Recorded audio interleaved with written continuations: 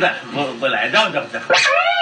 के हो सम्झिने जिउ कि घिउ सकिया हो कहाँको घिउ सिद्धिनु यहाँ हेर्नु त हामीले पकाएको सेलजति त्यहाँबाट लगेर तान्दै तिनीहरूका दिदीभाइले सबै सिद्ध्याउन आँटिसके